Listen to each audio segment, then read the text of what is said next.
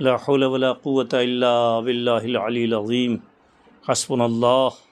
ونعم الوکیل نعم المولا ونعم النصیر رب اشرح لی صدری ویسر لی امری واحلل عقدۃ من لسانی یفقہوا قولی اعوذ باللہ من الشیطان الرجیم بسم اللہ الرحمن الرحیم الحمد للہ رب العالمین الرحمن الرحیم مالک یوم الدین ایاک نعبد و ایاک نستعین اہدنا الصراط المستقیم صراط الذین انعمت علیہم غیر المغضوب علیہم ولا الضالین۔ بسم اللہ الرحمن الرحیم۔ سورہ الحمد کی تعریف، تفسیر اور ترجمہ جاری تھا کہ ساری تعریفیں اس اللہ کے لیے ہیں جو رحمان اور رحیم ہے۔ ساری تعریفیں اس اللہ کے لیے ہیں کہ جو عالمین کا پالنے والا ہے۔ ساری تعریفیں اس اللہ کے لیے ہیں جو یوم دین کا مالک ہے۔ عزیزان گرامی، تعریف اللہ کی بارگاہ میں جو ہم کرتے ہیں اس کے ذریعے سے خود بخود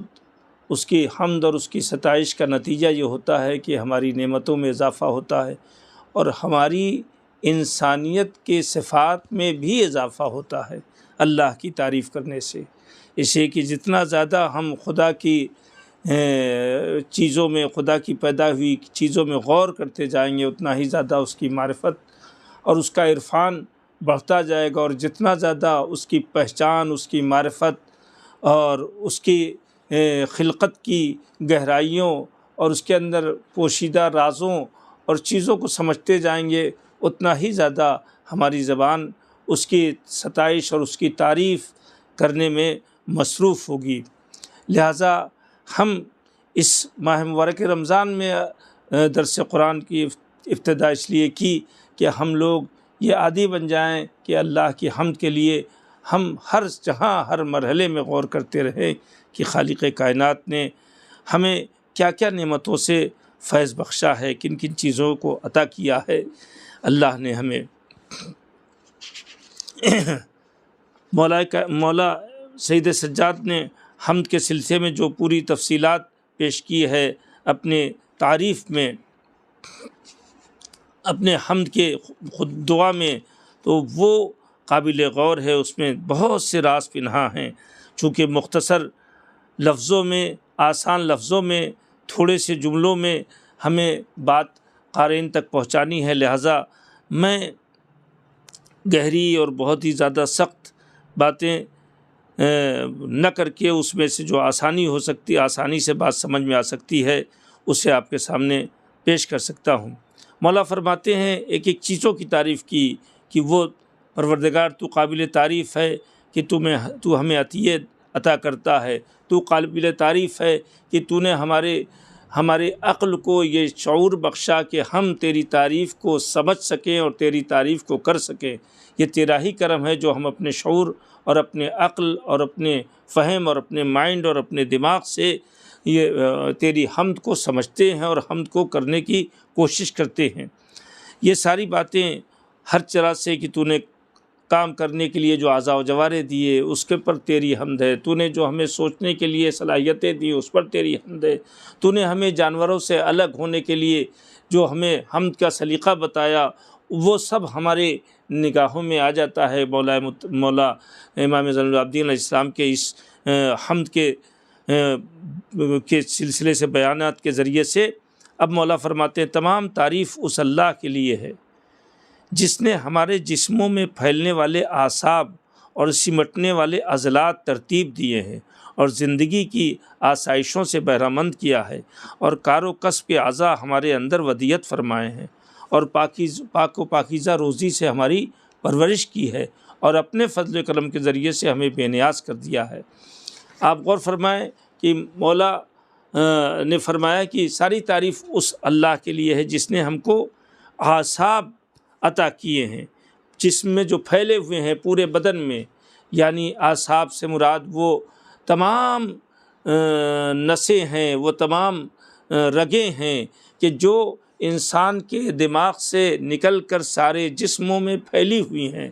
اور جس کے ذریعے سے دماغ سے ان تمام جسم کے پارٹس اور حصوں کا رابطہ رہتا ہے اور وہ انڈیکیٹ کرتے رہتے ہیں، وہ اطلاع دیتے رہتے ہیں۔ تو اللہ کی تعریف اگر صرف اسی چیز کے بارے میں دیکھا جائے تو کیا بہترین انداز سے اللہ نے ہمارے جسم کو خلق کیا ہے، اور اس تخلیق میں جو اس نے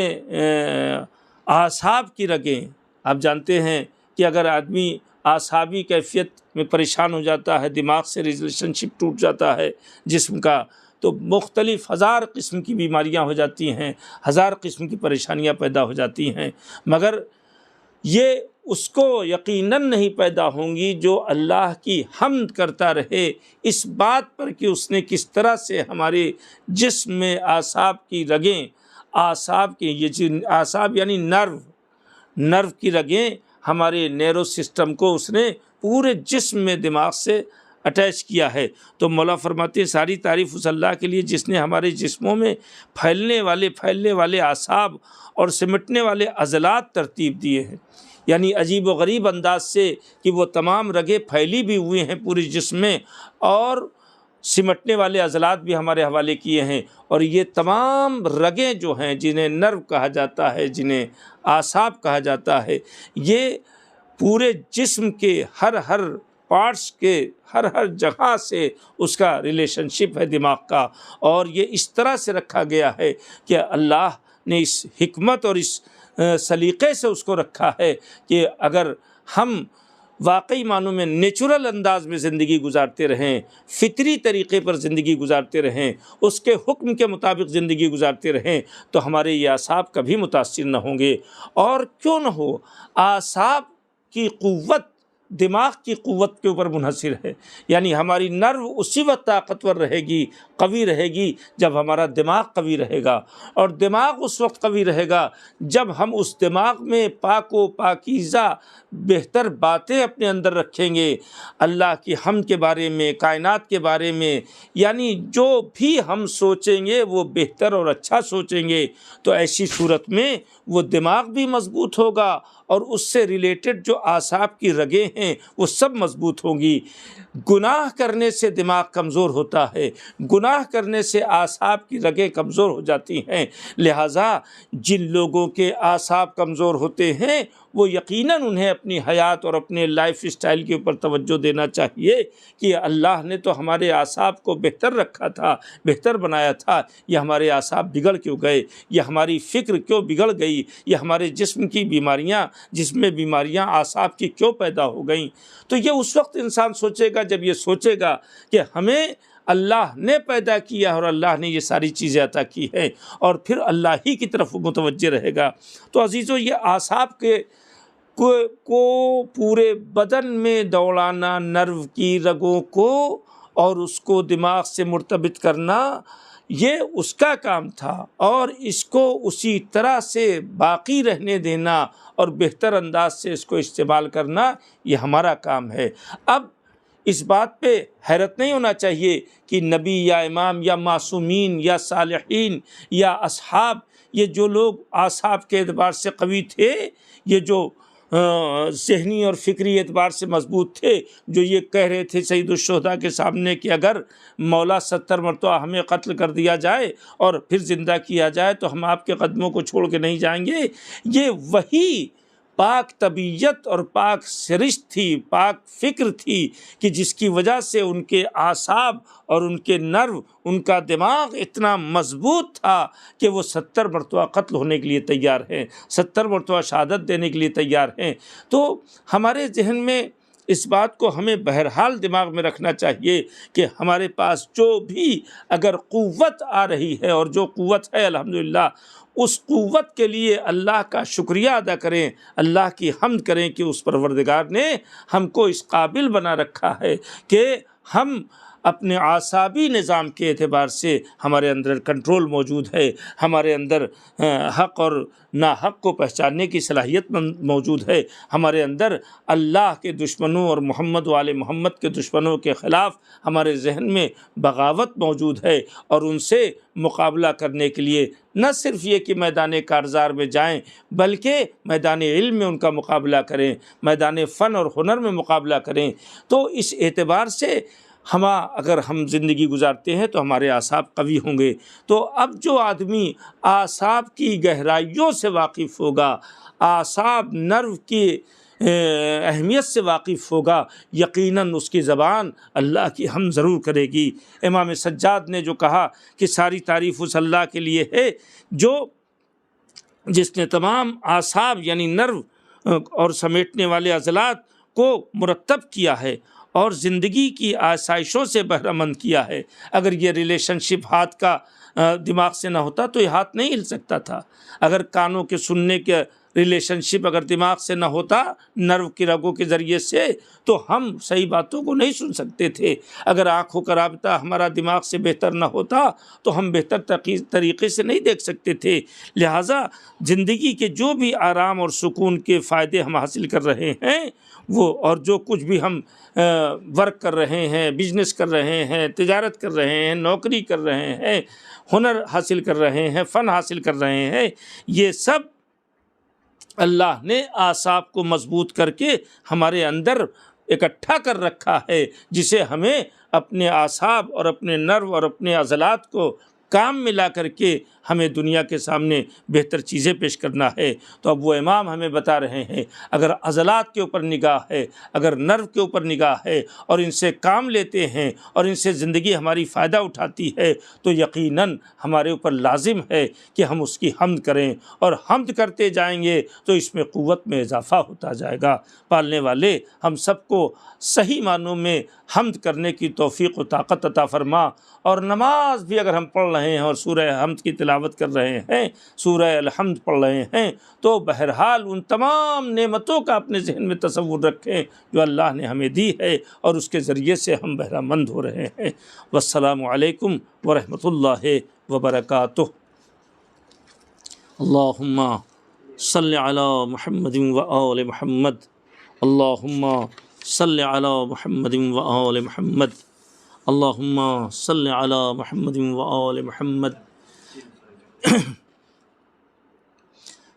اب نہج البلاغہ کا درس شروع ہو رہا ہے۔ آج امام حسن علیہ السلام کی پیدائش ہے۔ مولا علی کی بارگاہ میں ان کے فرزند کے شہزادی بطول عذرا کی بارگاہ میں ان کے بیٹے، پہلے بیٹے امام حسن جو سورہ کوثر کی تفسیر بن کر آئے، اور امام زمانہ کی خدمت میں جن کے وہ جد ہیں، تبریک عرض کرتے ہیں اور مبارکباد پیش کرتے ہیں، اور انہی سے مدد مانگتے ہیں، انہی سے استعانت چاہتے ہیں کہ ہم نے یہ جو کام شروع کیا ہے اس کا فائدہ زیادہ سے زیادہ ہم بھی حاصل کریں، اور لوگوں کو زیادہ سے زیادہ اس کا فائدہ حاصل ہو اور وہ اپنی زندگیوں میں اسے لانے کی کوشش کریں۔ مولا متقیان وصیت میں فرماتے ہیں ان ایقنت ان قد صفا قلبک فخشع وتم رأیک فاجتمع وکان ہمک فی ذلک ہما واحدا فانظر فیما فسرت لک وان لم یجتمع لک ما تحب وان لم تجتمع یجتمع لک ما تحب من نفسک وفراغ نظرک وفکرک فاعلم انک انما تخبط الاشواء وتستورط الظلماء وليس طالب الدين من خبط او خلط والامساك عن ذلك امثل فتفهم يا بني وصيتي واعلم ان مالك الموت هو مالك الحياة وان الخالق هو المميت وان المفني هو المعيد وان المبتلى هو المعافي وان الدنيا لم تكن لتستقر إلا على ما جعلها الله عليه من النعماء والابتلاء والجزاء فی المعاد او ما شاء مما لا تعلم فإن اشکل علیک شیء من ذلک فاحملہ علی جہالتک فإنک اول ما خلقت به جاہلا ثم علمت ما اکثر ما تجہل من الامر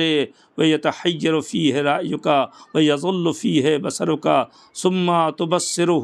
بعد ذلک فاعتصم بالذی خلقک ورزقک وسواک ولیکن لہ تعبدک والیہ رغبتک ومنہ شفقتک اللہم صلی علی محمد وآل محمد۔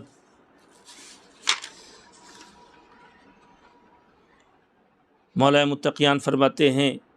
اس وصیت میں کہ میری وصیت جسے تمہیں باقاعدہ طریقے پر جس پر توجہ دینا ہے اسے کل میں نے بیان کیا کہ فرائض کے اوپر اکتفا کرو اور اللہ کا تقوی اختیار کرو، اور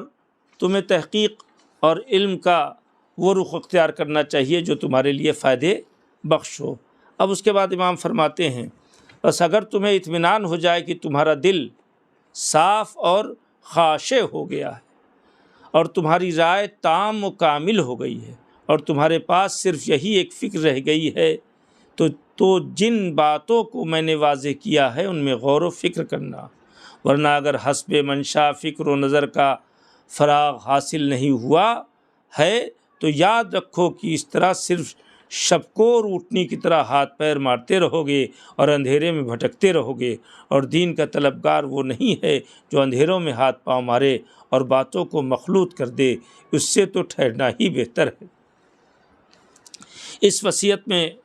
مولا علی اپنے فرزند سے فرماتے ہیں کہ اگر تمہیں ہماری باتوں پر اطمینان ہو گیا اور جو ہم نے یہ کہا کہ جو کچھ بھی ہم نے تمہارے سامنے بزرگوں کے حالات دیکھ کر کے بتایا اور وہ بھی اس طرح سے دیکھا ہے کہ گویا ہم انہی میں کے ایک فرد بن کے رہے ہیں، تو پوری طور پر تم کو ہم نے جو کچھ بھی باتیں بتائی ہیں تو اگر اسے پر تمہیں اطمینان ہو جائے اور تمہارا دل صاف رہے اور خاشع رہے، خاشع کا مطلب یہ ہے کہ ذرہ برابر کہیں سے کوئی غرور و تکبر یا کوئی خود پسندی یا اپنے رائے کو برتر رکھنا یا اس طرح کی کیفیتیں اگر نہ ہوں، اور تمہاری رائے مکمل اور کامل ہو گئی ہے، یعنی تم واقعی معنوں میں ہماری بات سن کر کے، ہماری وصیتوں کو سمجھ کر کے اور اپنے ذہن اور اپنی فکر کو جس نے تمام باتیں ہماری حاصل کی ہیں وہ اس رائے پر مکمل طریقے پر اٹل ہو گئی ہے، تو کامل ہو گئی ہے اور مکمل ہو گئی، اور تمہارے پاس صرف یہی ایک فکر رہ گئی ہے، یعنی ایک ہی ایم، ایک ہی فکر، ایک ہی مقصد، ایک ہی رخ اور ایک ہی جہت اگر رہ گئی ہے تو جن باتوں کو میں نے صاف صاف بیان کیا ہے اس میں غور و فکر کرنا۔ تو تمام بچوں کو یہ یاد رکھنا چاہیے کہ عقائد اور دین سے متعلق، شریعت سے متعلق ہمارے بزرگوں نے یا جو مولا متقیان نے اپنے فرزند کو وصیت کی ہے، ان تمام باتوں کو اگر ہم جان رہے ہیں، سمجھ رہے ہیں، دیکھ رہے ہیں تو پھر اسی رخ پر ہمیں آگے بڑھنا چاہیے۔ ایسا نہیں کہ ہمارے اپنے وقت کو ضائع کر کے دوسری رخ کی طرف توجہ دیں اور دوسری طرف پڑے رہیں، اس کا نتیجہ بڑا خراب ہوگا۔ جب ہمارے پاس سلیکٹ کیا ہوا سارا معاملہ آ جائے، مثال کے طور پر اگر ہمارے پاس کوئی چیپٹر پر ہم بولنا چاہ رہے ہیں تو اس چیپٹر کے سلسلے میں ساری معلومات ہمارے پاس اکٹھا کر کے ہماری میز پر رکھ دی جائے، اس سے ریلیٹڈ ساری بات، تو اب ہمارے لیے اس پر کام کرنا آسان ہوگا، اس پر چلنا آسان ہوگا۔ تو مولا متقیان یہ بتا رہے ہیں کہ اگر ہم نے تم کو دنیا کی حقیقت، دنیا کی عظمت اور اللہ کی عظمت، اللہ اور اپنے وجود کی قیمت اور ہمارے یہاں رہنے کی کیا اہمیت ہے، ہم یہاں کتنے دنوں تک رہنے والے ہیں، یہ سب ہم نے تمہیں بتایا ہے۔ ہم فنا ہو جانے والے ہیں، ہم باقی رہنے والے نہیں ہیں، مرنے والوں کے گھروں میں ہم رہ رہے ہیں، اور تم بھی اسی طرح رہو گے۔ یہ سب جاننے کے بعد جو خیال تمہارے ذہن میں طے پا رہا ہے کہ ہمیں دنیا میں کتنا مصروف رہنا ہے اور ہمیں آخرت کے بارے میں کتنی فکر کرنا ہے، ہمیں دنیا میں رہ کر کے کس طرح سے دنیا کا سے فائدہ حاصل کرنا ہے، جس کا فائدہ دنیا میں بھی اعلیٰ ترین ہو اور آخرت میں بھی اعلیٰ ترین ہو۔ تو اس کے لیے میں ایک مثال دے دوں تاکہ بچے سمجھ جائیں۔ اگر ہم دنیا میں دنیا حاصل کر رہے ہیں، دنیا کی طرف لگے ہوئے ہیں، تو یہ خیال رہے کہ ہم دنیا کما لیں، ہم دنیا اکٹھا کر لیں، دنیا کے بڑے آدمی بن جائیں، لیکن ساتھ ساتھ اگر آخرت پیش نظر ہوتی ہے تو اس دنیا کا استعمال دنیا والوں پر ہوا کرتا ہے جو اس کے مستحق ہوتے ہیں، جو ضرورت مند ہوتے ہیں۔ اگر کوئی علم کا ضرورت مند ہے تو اس کے لیے آپ نے جو علم اکٹھا کیا اس کے علم کے ذریعے سے فائدہ پہنچائیے۔ اگر آپ کے پاس ہنر ہے تو اس ہنر کے ذریعے سے دنیا والوں کو فائدہ پہنچائیے۔ آپ کے پاس اگر دولت اور امکانات ہیں تو اس امکانات اور دولت و ثروت کے ذریعے سے آپ دنیا والوں کو فائدہ پہنچائیے۔ تو یہ جو فائدہ آپ پہنچائیں گے تو یہ اس دنیا کا سلسلہ گویا ہم آخرت سے ملا دیں گے۔ تو مولا فرماتے ہیں کہ اگر تم مطمئن ہو جاؤ، دل صاف ہو جائے اور تم خاضع و خاشع ہو جاؤ اور تمہاری رائے ہماری تمام بتائے ہوئے بات کو سننے کے ساتھ ساتھ کامل اور مکمل ہو گئی ہو اور تمہارے پاس صرف یہی ایک فکر رہ گئی ہے، تو جن باتوں کو میں نے صاف صاف بیان کیا ہے انہی میں غور و فکر کرنا، انہی میں سوچنا، انہی کی طرف آگے بڑھنا، انہی کو حاصل کرنا، انہی کے اپنی کمال اور بلندی اور ترقی اور دنیا اور آخرت کے رفتوں کے لیے معین اور مناسب سمجھنا۔ ورنہ اگر ایسا نہیں کرو گے تو کیا ہوگا؟ مولا فرماتے ورنہ اگر اپنے اعتبار سے حسب منشا، یعنی جیسا ہمارا دل چاہا، جو چاہا کرنے لگے، جب چاہا پڑھنے لگے، جب چاہا اٹھنے لگے، جس کو چاہا جب چاہا مان لیا، جس کو چاہا نہیں مانا۔ اگر آپ حسب منشا فکر و نظر کا فراغ حاصل نہیں ہوا، اگر حسب منشا فکر و نظر کا فراغ حاصل نہیں ہوا ہے تو یاد رکھو کہ اس طرح سب کو، یعنی اگر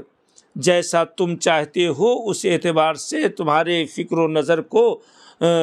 آسودگی اور اطمینان اور سکون حاصل نہیں ہوا ہے تو یاد رکھو ایسی صورت میں اس اونٹنی کی طرح سے جو رات کو جس کو دکھائی نہ دیتا ہو، اس اونٹنی کی طرح ہاتھ پیر مارتے رہو گے اور اندھیرے میں بھٹکتے رہو گے۔ یعنی جو اونٹنی جسے رات کو دکھائی نہ دے رہا ہو، اندھیرا ہو، اندھیرے میں ادھر ادھر بھٹک رہی ہے مگر اسے کوئی منزل اور کوئی چیز کوئی پناہ نہیں مل رہی ہے، بلکہ اس کا جسم، اس کا بدن تھک بھی رہا ہے اور اس کے اعضاء و جوارے کمزور بھی پڑ رہے ہیں، لیکن چونکہ اس کو دکھائی نہیں دے رہا ہے کہ اس کا راستہ کیا ہے، اس کا ایم کیا ہے، اس کا مقصد کیا ہے، تو وہ چاروں طرف ہاتھ پیر مار رہی ہے مگر نتیجہ کچھ نہیں ہو رہا ہے۔ لہٰذا مولا نے فرمایا کہ تمہارا فکر کا مکمل ہو گئی ہے تو تمہاری صرف ایک ہی فکر ہے، تو یاد رکھو تم صرف انہی باتوں کی طرف توجہ دو جسے ہم نے تمہیں بتایا ہے، اور اگر ایسا نہ کیا تو یاد رکھو تمہارے اعتبار سے تم جتنا چاہتے ہو اس اعتبار سے اگر تمہارے غور و فکر کو سکون اور حالات اور موقع سوچنے اور سمجھنے کا نہ ملا اور تم نے نئی چیز کچھ سوچنے کی کوشش کی تو یاد رکھو ایسی صورت میں تمہارا عالم اسی اونٹنی کی طرح ہوگا جو ہاتھ پیر مارتے رہو گے اور اندھیرے میں بھٹکتے رہو گے۔ اور دین کا طلبگار وہ نہیں ہے جو اندھیرے میں ہاتھ پیر مارے، یعنی دین کا طلبگار وہ ہوتا ہے جو اجالے میں ہاتھ پیر مارتا ہے، یعنی سب چیز دکھائی دیتی رہتی ہے۔ یہ عجیب و غریب جملہ ہے۔ دیدار وہ ہوتا ہے سچا دین کا ماننے والا، سچا دین کو سمجھنے والا، سچا دین کو پرکھنے والا وہ ہوتا ہے کہ جس کے سامنے دین ہر چیز کو روشن کر دیتا ہے، یعنی تمام چیزیں اسے دکھائی دکھنے لگتی ہیں، کہیں بھٹکنے والی چیزیں کیا ہیں، نقصان پہنچانے والی چیزیں کیا ہیں، اذیتیں پہنچانے والی چیزیں کیا ہیں، دقتیں دینے والی چیزیں کیا ہیں، اور صحیح کامیابی کی طرف لے جانے والی چیزیں کیا ہیں۔ تو مولا نے فرمایا کہ اگر تم اور دین کے طلبگار وہ نہیں ہے، دین کا وہ طلبگار نہیں جو اندھیروں میں ہاتھ پیر مارے، دین کا طلبگار وہ ہوتا ہے جو عقل کی روشنی میں اجالے کی طرف آگے بڑھتا ہے۔ دین کا طلبگار وہ نہیں ہے جو اندھیروں میں ہاتھ پیر مارے اور باتوں کو مخلوط کر دے، یعنی صحیح غلط میں مخلوط ہو جائے، غلط صحیح میں مخلوط ہو جائے، شک جن باتوں میں شک ہے وہ کیا کہتے ہیں یقین میں مخلوط ہو جائیں، اور جو یقین میں جو باتیں یقینیات سے تعلق رکھتی ہیں اس میں شک ہونے لگے تو ہاتھ پیر مارتے رہو گے اور باتوں کو مخلوط کر ہو جائے گی، باتیں تمہارے سامنے مخلوط ہو جائیں گی۔ اس سے تو ٹھہر جانا ہی بہتر ہے، لہٰذا بجائے تحقیق و تلاش کے ایسے موقع پہ رک جانا بہتر ہے کہ ہم رکے رہیں، اور جس انداز میں ہم ہیں وہ انداز بہتر ہے، یعنی جو طریقے پہ ہم چل رہے ہیں وہ طریقہ بہتر ہے۔ لیکن اگر ہم کہیں بھی مولا کا یہ جو اس سینٹنس اور اس پیراگراف کا جو مطلب ہے وہ یہ کہ اگر ہم کسی بھی رخ کے اوپر آگے بڑھنا چاہتے ہیں تو جیسا کہ مولا نے اپنے بیٹے کو کہا ہے کہ جو کچھ بھی ہم تمہارے حوالے کر رہے ہیں وہ سب نچوڑ زندگی کا حوالے کر رہے ہیں، لہٰذا اسی کو آگے بڑھانا، نئے چیزوں کی طرف آگے بڑھنے کی کوشش نہ کرنا۔ نئے کی بات ہی نہیں آتی، اس لیے کہ سب کچھ اسی میں سمٹا ہوا ہے، جتنا اچھا ہے وہ سب اسی میں ہے، جتنا فائدے بخش ہے سب اسی میں ہے، جتنا نفع دینے والا ہے سب اسی میں ہے، جتنا ہمارے کام آنے والا ہے وہ سب اسی میں ہے، چاہے وہ دنیا میں کام آنے والا ہو چاہے آخرت میں کام آنے والا ہو۔ لہٰذا اسی رخ کو، اسی چیز کو جسے مولا نے اب تک کی وصیت میں بیان فرمایا ہے اس پر عمل کرنے کی ضرورت ہے، ورنہ ہم اندھیروں میں بھٹکتے رہیں گے۔ اور مولا فرماتے ہیں اندھیروں میں بھٹکنے سے بہتر یہ ہے کہ ہم اپنی جہاں پہ ٹھہر جائیں اور رک جائیں، وہ زیادہ بہتر ہے بنسبت یہ کہ اندھیروں میں بھٹک کر کے کہیں کسی